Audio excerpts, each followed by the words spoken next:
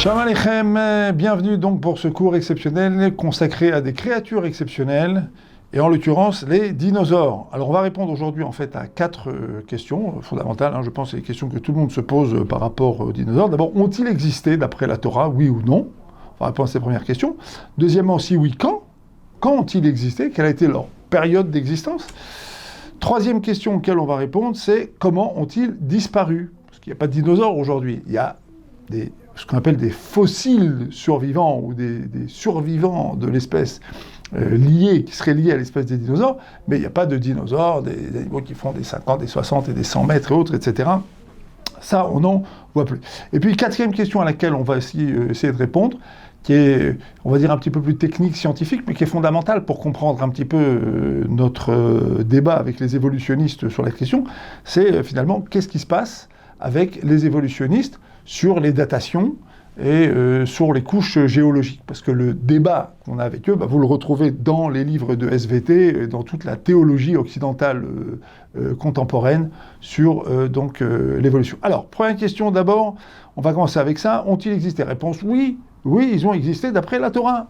Dans le récit de la création, dans le Maaseh Bereshit, au chapitre 1, verset 21, il y a un verset explicite qui explique que donc les Taninim Agdolim, alors on traduit ça par des grands cétacés, souvent dans les Bibles du rabbinat ou dans d'autres traductions, vous trouverez ça, des grands cétacés ont été créés, mais sans mauvais jeu de mots, cétacés de dire que ce sont des cétacés, on va expliquer pourquoi. Alors le pasuk dit la chose suivante, donc chapitre 1, verset 21, Vaivra Elohim et Taninim Agdolim, Hachem a créé les Taninim Agdolim, ce sont des grands reptiles. Et on va voir le commentaire du Ramban de Nachmanide, donc sur la question. Ve'et kol hanefesh achaya aromeset, il a créé également tous les rampants, asher shartzu hamayim, et également tous les animaux qui pullulaient dans l'eau. D'accord? Donc il va créer les poissons. Les minehem, chacun selon son espèce. Ve'et kol of kanaf les mineo, il a créé également les oiseaux. Vayar Elohim kitov, et Hachem a vu, considéra que tout cela était tov, que tout ça était bon. Commentaire donc du Ramban. Ramban dit, il y a une anomalie dans ce passage. D'abord, première chose, on va faire un petit peu de grammaire, c'est marqué Vaivra Elohim et Taninim. Il les a créés. Or, on sait qu'en hébreu, quand on parle de création, on a 3 mots. On a livro, qui est créé yesh me'ayin, c'est-à-dire ex nihilo, à partir de rien. Il y a litzor, qui est créé, transformé. Rien ne se perd, rien ne se crée, tout se transforme. Et il y a l'asot, faire. Alors, ici, c'est écrit que Hachem a créé ex nihilo. Alors, le Ramban, il dit, mais c'est un petit peu étonnant de dire ça, parce que la seule création qu'il y a eu ex nihilo, c'est la création de l'univers en soi. Pourquoi est-ce qu'on utilise ici le mot de création ex nihilo pour parler, en fait, du fait que, comme nous dit le Midrash, Hachem va prendre de la terre, de l'eau, et à partir de l'élément liquide et à partir de l'élément solide, former des poissons et ces grands ovipares, ces grands reptiles, ces grands taninim. Alors, il répond, il dit, en fait, on voit que ces créatures étaient absolument immenses. Certaines faisaient kama parsaot. Une parsa, c'est déjà quelques kilomètres.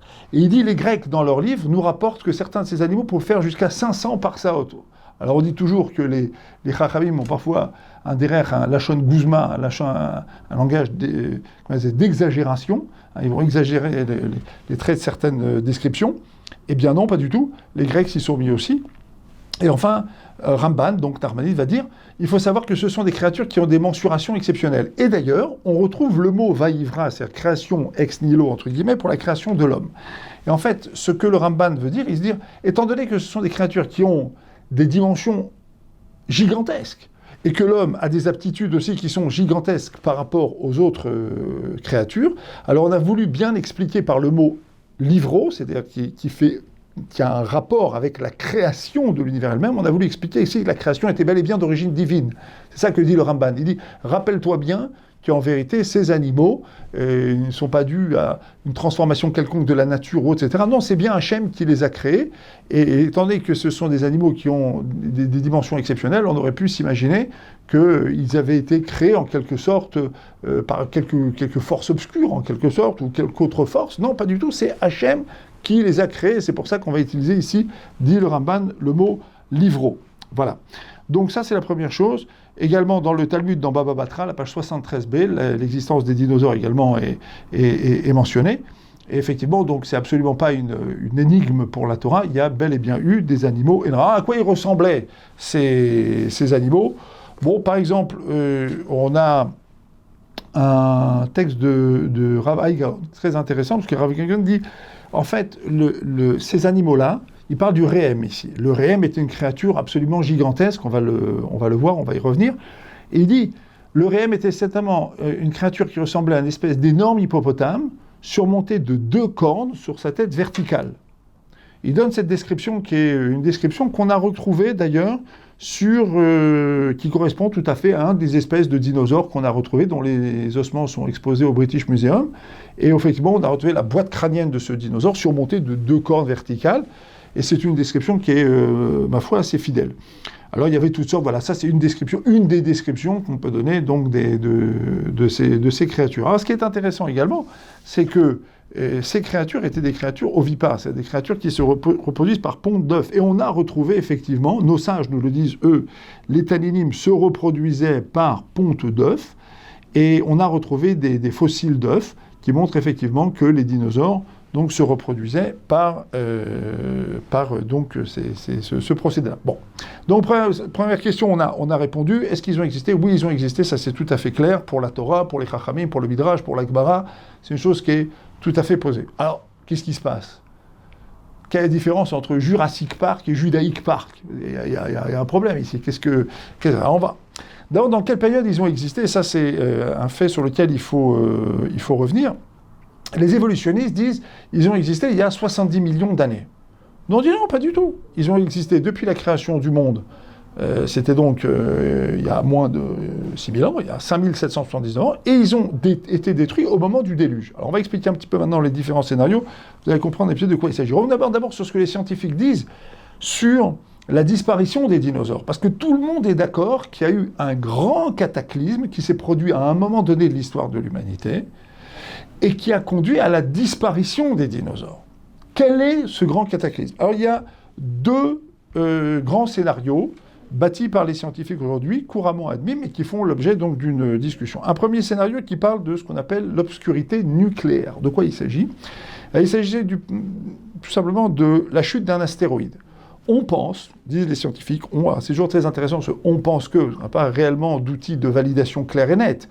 Nous, quand on parle d'évaluation scientifique, on parle toujours d'une évaluation qui est claire, qui est nette. Non, pas du tout. Les scientifiques ici sont dans le brouillard complet, comme cet hiver nucléaire dont on va parler. On pense qu'un astéroïde aurait heurté, un astéroïde d'environ 10 à 20 km de diamètre, aurait heurté la Terre, notamment sur la presqu'île du Yucatan.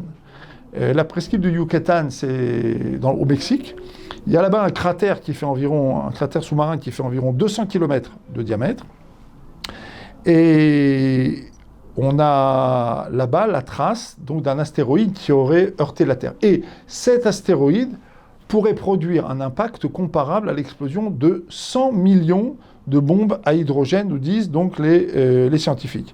Alors qu'est-ce qui se passe? Tout simplement, ça crée une espèce d'énorme nuage qui empêche le rayonnement solaire, qui va bloquer le processus de la photosynthèse qui permet lui-même le renouvellement des végétaux, donc la disparition des végétaux et donc la disparition des moyens de nutrition numéro 1 des dinosaures. Et donc ça explique la disparition des dinosaures, puisque après cet hiver nucléaire, on aurait eu une obscurité nucléaire, et donc à la suite de ça également, un changement des saisons. Il faut rappeler qu'avant ce grand cataclysme, tous les scientifiques sont d'accord pour dire que le climat était stable, printanier en quelque sorte toute l'année, mais qu'à partir de là, tout change. Ok? Ça, c'est ce que disent nos sages. Il y a ce que disent les scientifiques. Deuxième scénario scientifique, une explosion concomitante, c'est-à-dire qui se serait produite en divers endroits du globe au même moment, à la même époque, donc de volcans, qui vont envoyer donc dans l'atmosphère une quantité énorme de poussière volcanique et de gaz, donc l'atmosphère devient complètement irrespirable, tout se brûle, tout se détériore, et donc très rapidement, les dinosaures n'ont plus de quoi se nourrir, et tout donc va disparaître. On est également pour dire à un moment donné que la Terre va être submergée également par d'énormes tsunamis, ça fait partie également de ce scénario. En tout cas, tout le monde est d'accord pour dire qu'à partir de ce moment-là, 96% des êtres vivants ont disparu au cours de cet épisode. Ok. Alors, comme toujours, quand il s'agit de vérité scientifique, entre guillemets, parce qu'on n'a pas réellement de preuves, on va dire, de preuves tranchantes dans les questions. Ça, on a des faisceaux d'indices, d'accord? Mais enfin, c'est quand même assez clair, ça nous conduit vers ça. Eh bien, tous les deux, en fait, expriment tout ce que disent simplement nos sages sur la destruction du monde et sur la manière dont le déluge s'est passé. Nos sages disent qu'il y a eu, la Torah dit qu'il y a eu un déluge, on a la paracha, j'enregistre d'ailleurs pendant Parashat Noach, et dans Parashat Noach, on parle de l'apparition du déluge. Alors le déluge, il s'est passé par étapes. Si vous regardez le Midrash à Nehelam, chapitre 22, là-bas vous allez voir apparaître les différentes étapes du déluge. Alors dans la Torah, elles sont décrites. Il a commencé par pleuvoir, ensuite après il a plu beaucoup plus, ensuite Noach est rentré dans la Teva, ensuite après le sommet des montagnes ont été submergés, et ensuite, après, lentement, les eaux ont décru. Mais qu'est-ce qui s'est passé pour en arriver là? Alors, le Midrash le décrit. Et si vous regardez dans le Midrash Rabbah, par exemple, Midrash Rabbah, chapitre 32, à l'alinéa 9, ou dans le traité Rosh Hashanah, page 11b, d'accord? Là-bas aussi, c'est expliqué. Qu'est-ce que vous allez voir dans tous ces endroits? Je répète, Midrash Nehelam au chapitre 22, Midrash Rabbah, chapitre 32, au paragraphe 9. Traité Rosh Hashanah, page 11b. Qu'est-ce que vous voyez dans tous ces endroits-là? Vous voyez d'abord qu'il y a eu d'énormes tsunamis qui ont littéralement balayé toute une partie de l'humanité. Ensuite, après, les pluies ont commencé.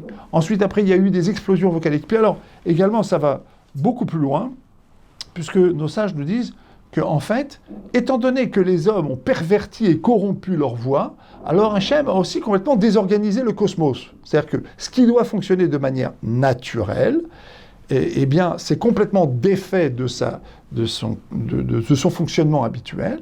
Et pourquoi? Parce que les hommes eux-mêmes ont commencé à pervertir leur propre voie. Pourquoi? Parce que les hommes se sont unis à des hommes, puis se sont unis ensuite à des animaux, puis ensuite ont provoqué des manipulations génétiques en provoquant les animaux d'espèces différentes entre eux, puis ensuite après les hommes se sont unis avec des animaux. Donc étant donné qu'ils ont transformé le schéma initial naturel voulu par Hachem, donc Hachem a transformé la nature. Mida, Mida. Qu'est-ce qu'il a fait, nous dit le Midrash? Il a pris 2 étoiles de la constellation d'Orion, et avec elles, il a provoqué les lueurs. Alors, qu'est-ce que ça veut dire qu'Hachem a pris 2 étoiles de la constellation d'Orion? D'abord, on peut comprendre ce Midrash, évidemment, au niveau symbolique. C'est-à-dire, puisque vous avez perverti le Teva, alors, moi aussi, je change en quelque sorte le Teva. Ça, c'est ce que signifie le Midrash quand on le lit, selon, on va dire, le niveau de compréhension du Midrash, qui est un niveau symbolique. Mais on peut le comprendre dans le Pshat. C'est-à-dire qu'en vérité, Hachem a pris 2 étoiles, d'accord, et en changeant complètement le champ gravitationnel, il a tout bouleversé. Et on sait aujourd'hui qu'un changement dans le champ gravitationnel produit des bouleversements qui sont des bouleversements drastiques. Donc, ça, c'est la première chose. Vous avez perverti vos voies, moi aussi, je change le cours de la nature. Ensuite, après, la Gemara nous dit dans Sanhedrin, eux, ils ont perverti leur voie par le bouillonnement.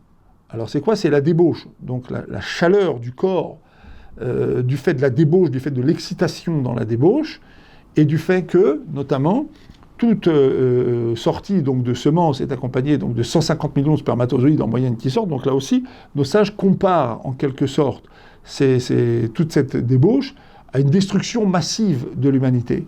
Et donc, Mida Keneged Mida, c'est par l'eau que vont être détruits tous ces gens qui se sont livrés à la débauche.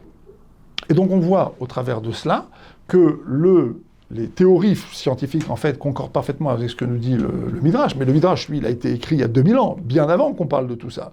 Et qu'est-ce qu'il nous dit le Midrash? Le Midrash, il nous dit, il y a eu des tsunamis, il y a eu des volcans, il y a eu des explosions, il y a eu un changement du champ gravitationnel, il y a eu un changement cosmologique, et donc il y a eu submersion de la Terre par des eaux qui ont surgi des abîmes, et donc il y a eu un changement des saisons. À partir de ce moment-là, les saisons sont apparues, nous dit la Torah. Pourquoi est-ce que les saisons sont apparues? Enfin, imaginez que jusque-là, la Terre tournait en quelque sorte de manière verticale, mais qu'à partir de ce moment-là, elle s'incline, parce que pour qu'il y ait des saisons, il faut que le globe terrestre soit incliné environ à 23 degrés, et que donc il suive son orbite en s'inclinant tantôt le pôle nord vers le Soleil, tantôt le pôle nord un petit peu plus loin donc du Soleil. Donc, pour que tout ça ait lieu, il faut qu'il y ait un changement du champ gravitationnel, il faut qu'il y ait des changements drastiques. C'est ce qui s'est passé. Tout ça, la Torah va nous le décrire bien avant que les scientifiques ne hasardent leur théorie. Et donc, c'est ce qui explique que les dinosaures vont disparaître. 96% des êtres vivants ont disparu, et donc les dinosaures aussi. Mais alors, me direz-vous, qu'est-ce qui va se passer avec l'arche de Noé? Parce que dans la Tevat Noach, lui, il va faire rentrer des animaux. Alors là aussi, on va aller regarder ce qui se passe du côté du Midrash. Regardez ce que dit le Midrash, c'est passionnant.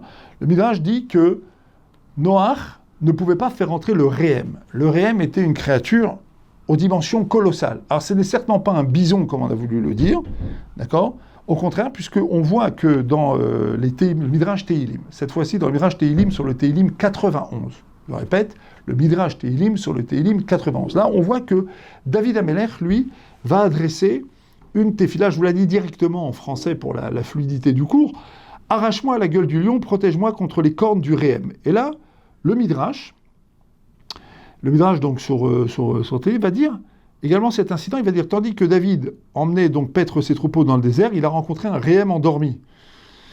Et là, il a une immense frayeur.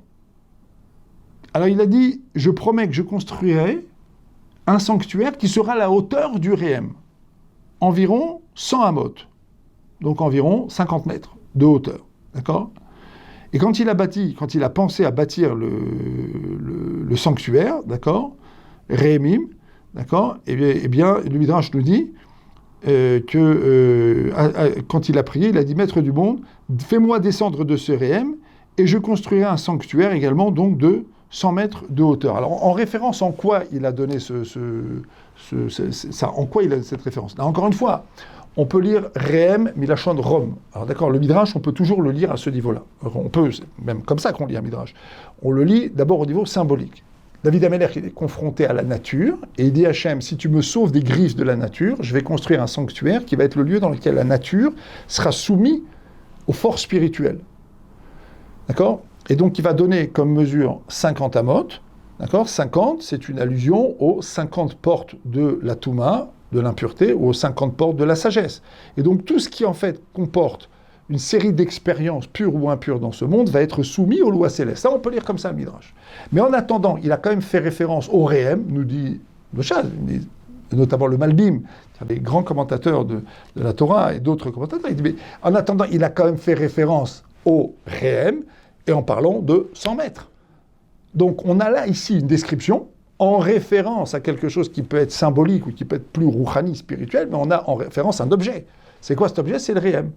Et le Réhem, eh ben, c'est un animal qui faisait au moins 50 mètres de haut. Et donc c'est sur cette base-là que le Rav Hagaon, donc je vous ai cité tout à l'heure, va dire que le Réhem, c'était une espèce d'énorme hippopotame, d'accord, qui était donc surmonté de deux cornes. Et on a effectivement retrouvé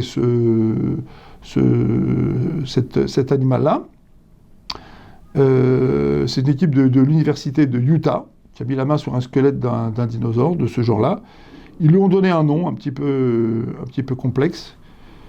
Et donc ils ont dit, bon voilà, c'est ici à peu près ce genre de choses, c'est Magwegna, Querna, des grandes cornes, etc. Bon, c'est le nom qu'on a donné à cet animal-là. D'accord ? Donc pour nous résumer, on a effectivement donc des dinosaures qui ont existé. Ils ont existé donc jusqu'à l'époque du déluge et ils ont été détruits à l'époque du déluge. Alors, on a expliqué maintenant l'arche de Noé. On ne pouvait pas faire rentrer un Réhem dans l'arche de Noé. Alors, qu'est-ce qu'il va faire Noach ? Il va faire rentrer un bébé Réhem.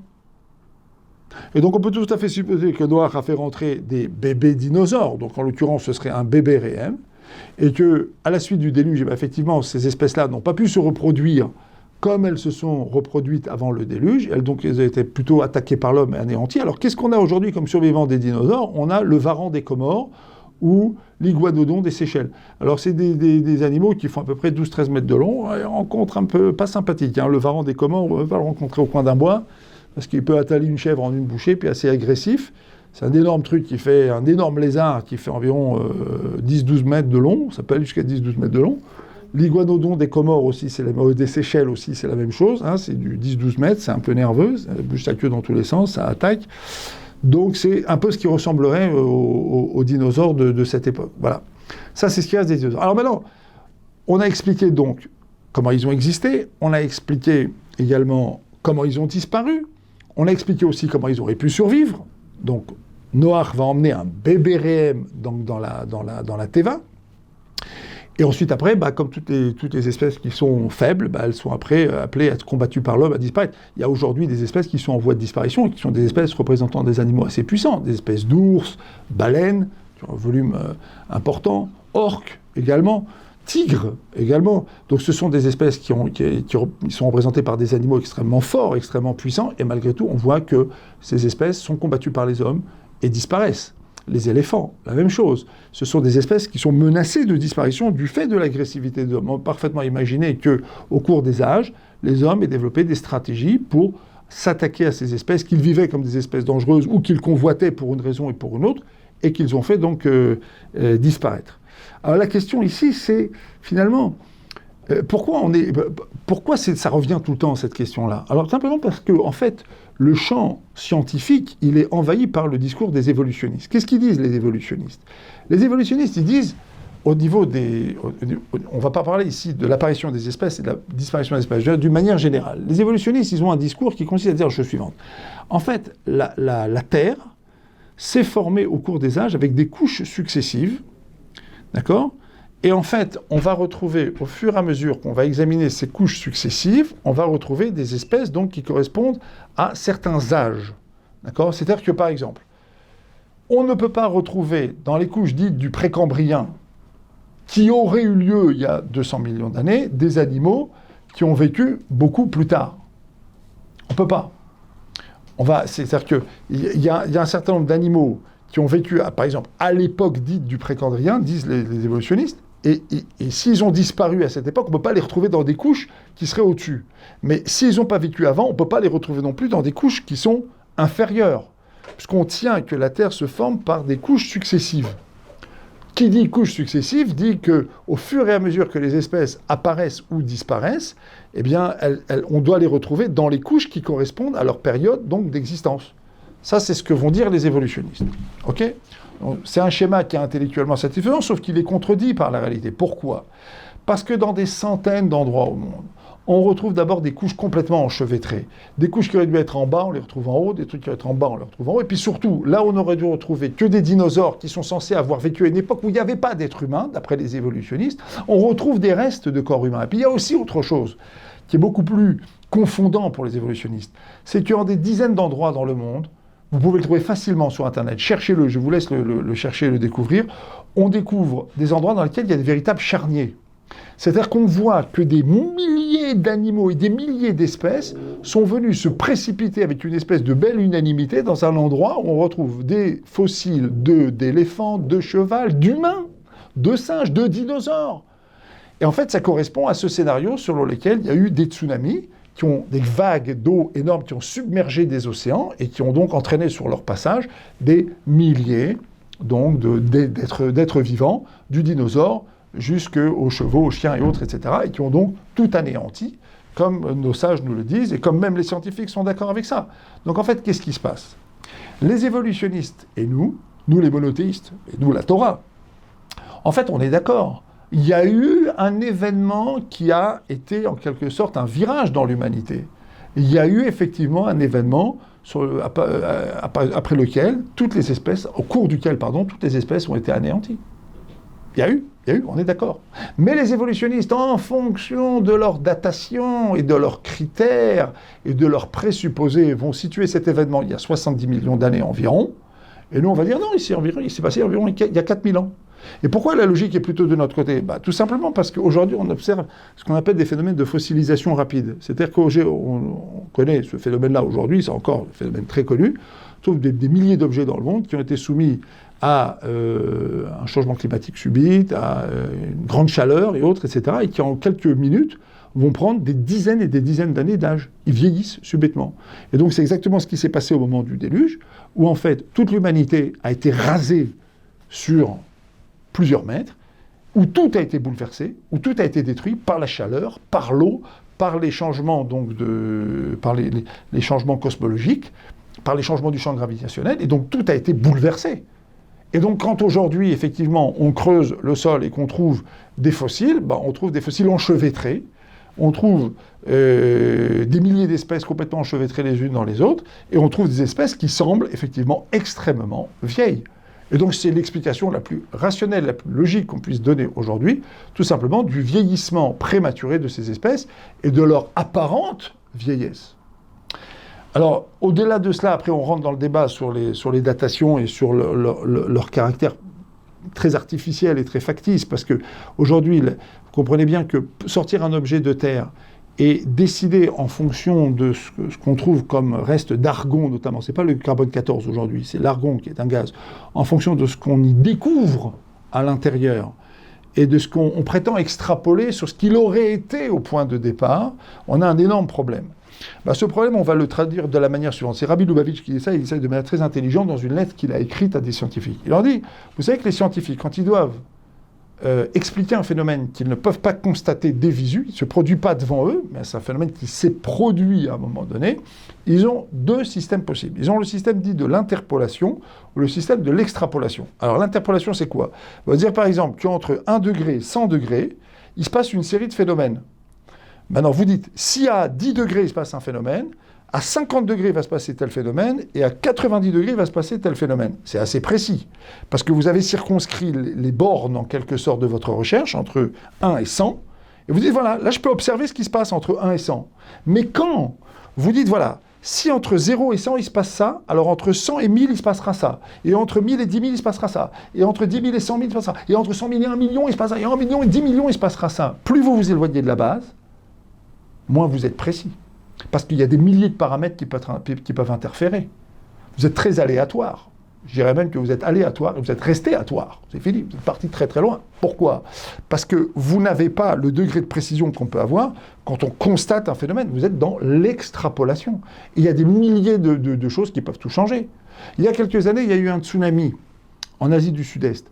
L'axe de la Terre a bougé de quelques centimètres pendant ce moment-là. Et la faune dans l'océan Indien, à l'endroit où il y a ce tsunami, était complètement bouleversée. Et on parle d'un tsunami ici qui a duré quelques secondes. Vous imaginez ce que c'est un déluge qui se passe pendant 1 an, où l'axe de la Terre change, où les saisons vont apparaître, où des espèces entières vont complètement disparaître, où le monde est submergé sous des tsunamis, des explosions volcaniques, etc., etc. Donc je crois que la logique plaide énormément pour nous en l'occurrence, mais évidemment, comme d'habitude depuis Abraham Avinu, depuis notre ancêtre Abraham, on a en face de nous des grands systèmes de pensée, des grands systèmes universitaires, politico-universitaires, qui véhiculent une pensée qu'ils essayent de transformer en pensée unique.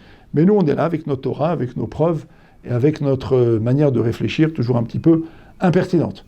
Voilà mes chers amis, donc on a fait le tour techniquement donc de la question, on a expliqué que les dinosaures ont existé, rappelez-vous bien, leur création est racontée donc dans Bereshit au chapitre 1 au verset 21.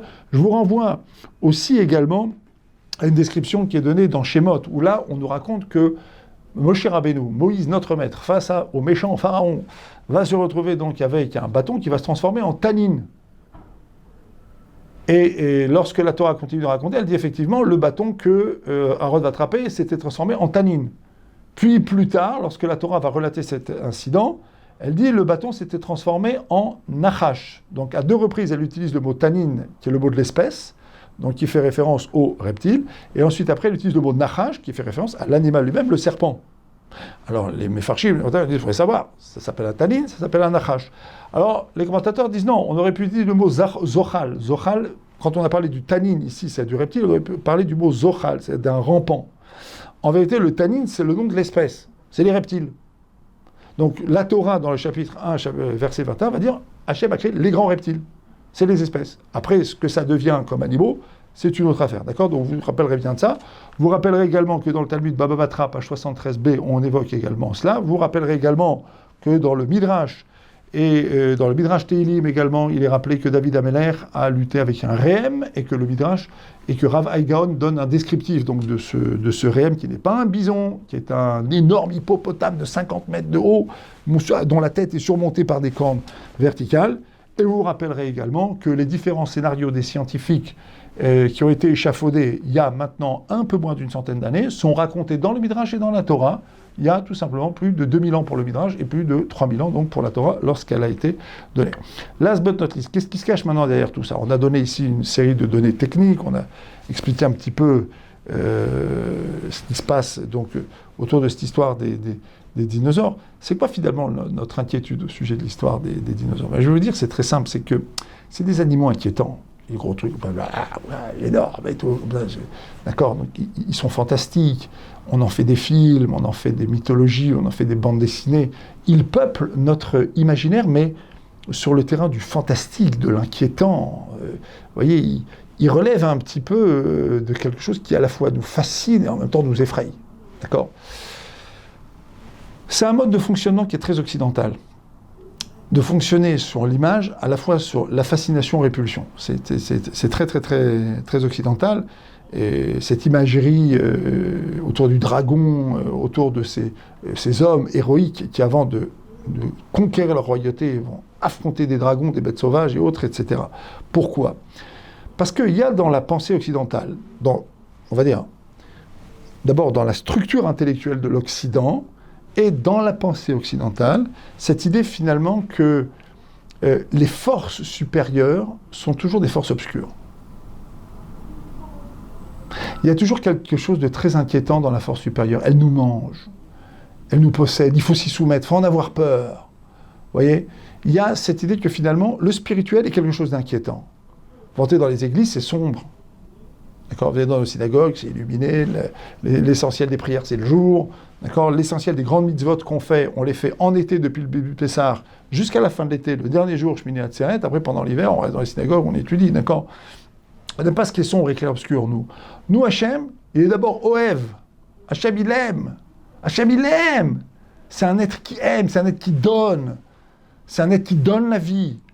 Et en même temps, il a 13 attributs de miséricorde, c'est-à-dire 13 types de comportements d'intervention dans le monde, et on doit chercher à y ressembler. Il est long à se mettre en colère, il est gracieux, il pardonne, il passe sur l'offense qui lui est adressée.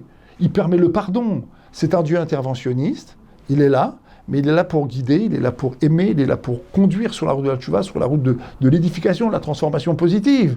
Hachem, il est Ahava. Et donc là, il y a quelque chose de très intéressant, parce que la source, finalement, du rapport de l'Occident à la spiritualité, c'est Esav, c'est Ésaü. Or, comme Ésaü, il est dans la trahison, il est dans la fuite, il est dans l'évitement, donc il est dans la culpabilité.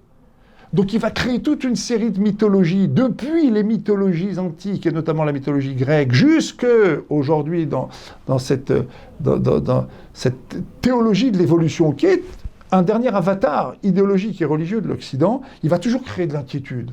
Le Dieu, il est toujours un peu vengeur, il est toujours terrible, d'accord ? Même quand la religion chrétienne parle du Dieu d'amour, elle massacre au nom du Dieu de l'amour, elle parle du péché de chair, elle parle de l'inquiétude vis-à-vis de la chair, elle parle de l'inquiétude vis-à-vis du monde, elle parle des démons, et elle a toujours ce culte un petit peu clair-obscur comme ça. C'est pas du tout le cas du judaïsme, c'est pas du tout le cas de la Torah.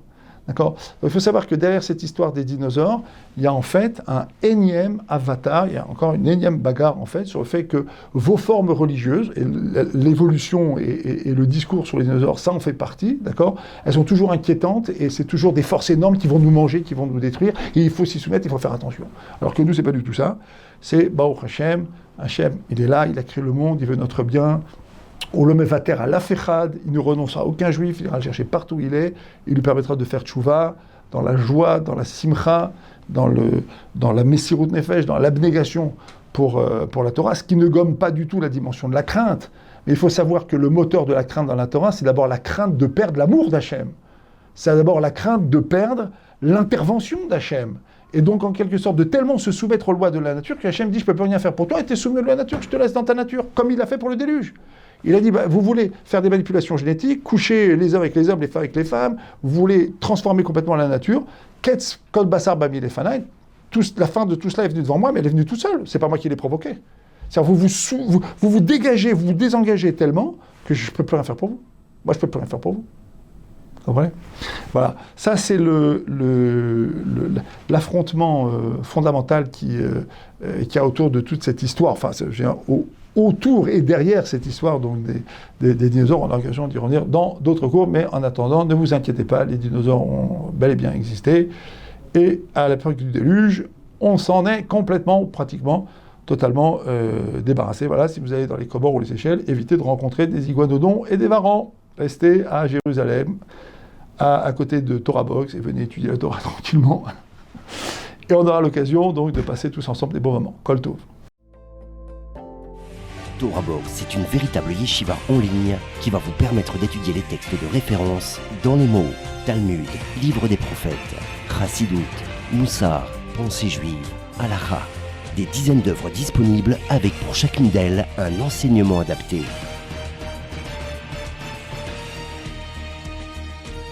en un seul clic, où que vous soyez, à n'importe quelle heure du jour ou de la nuit. Étudiez enfin tous les sujets que vous avez toujours rêvé d'approfondir. Alors, travailler le GAN, c'est la source de l'ivre Torah, c'est travailler les paroles de l'étude de la Torah. Et c'est quoi garder le GAN?